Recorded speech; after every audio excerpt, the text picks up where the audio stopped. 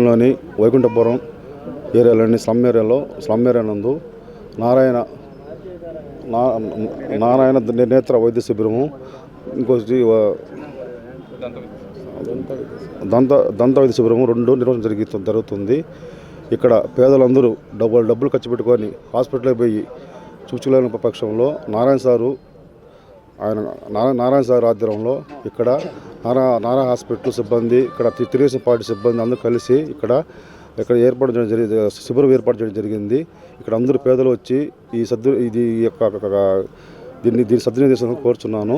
అదేవిధంగా ఇంకా ఇలాంటి కార్యక్రమాలు ఎన్నో చేయాలని చెప్పి నారాయణ సార్ని మనసుతో కోరుచున్నాను.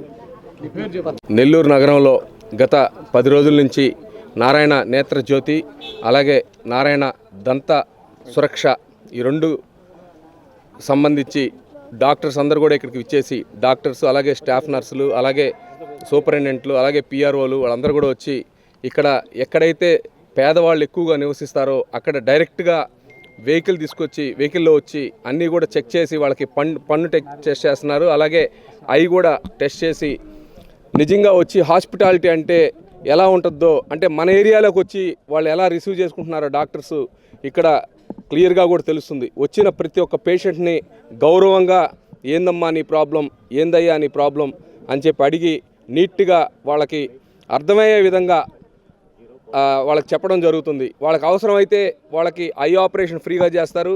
తర్వాత కంటి చూపు కొద్దిగా మందగిస్తే వాళ్ళకి ఖచ్చితంగా కూడా ఉచితంగా గ్లాసెస్ కూడా ఇమ్మని చెప్పి నారాయణ సార్ ఆదేశాలు ఇవ్వడం జరిగింది. అలాగే ఎవరికైనా బాగలేకపోతే మళ్ళీ కూడా రేపు గౌరవప్రదంగా మళ్ళీ వెహికల్ వచ్చి, నారాయణ హాస్పిటల్ నుంచి వెహికల్ వచ్చి ఇక్కడికి వచ్చి ఇదే కాలనీ వైకుంఠపురంకి వచ్చి ఇక్కడి నుంచి వాళ్ళ పేషెంట్ని తీసుకెళ్ళి మళ్ళీ అక్కడ అన్ని ట్రీట్మెంట్ అన్నీ అయిన తర్వాత మళ్ళీ గౌరవంగా అదే వెహికల్లో తీసుకొచ్చి ఇక్కడ వదలడం జరుగుతుంది. నిజంగా కూడా నారాయణ సారు దాతృత్వం ఎటువంటిదో ఇవన్నీ కూడా ఒక నిదర్శనం.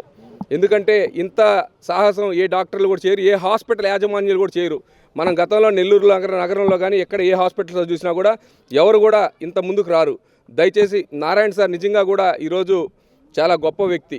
ఎందుకంటే ఈరోజు ఇక్కడే వెహికల్ పెట్టి ఇక్కడే దాంట్లో ఏసీ కూడా అన్నీ ఉంటాయి, అన్నీ అమర్చుంటారు. వాటిల్లో గౌరవప్రదంగా తీసుకెళ్ళి ఆ పేషెంట్ని వాళ్ళ పంటి అన్నీ కూడా చెక్ చేయడం, అలాగే కంటికి సంబంధించి చూపు రిఫ్లెక్టర్స్ అన్నీ కూడా చూడడం.